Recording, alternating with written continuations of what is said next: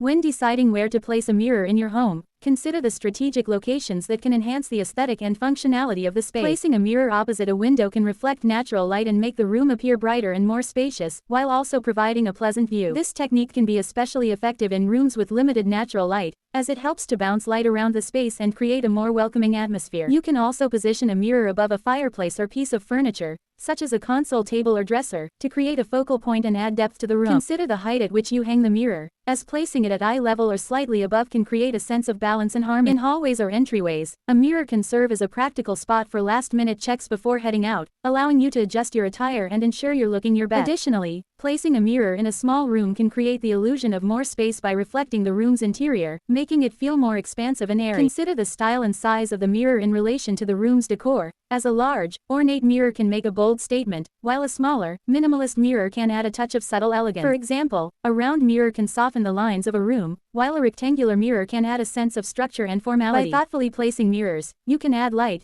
depth, and visual interest to your home, creating a more beautiful and functional living space.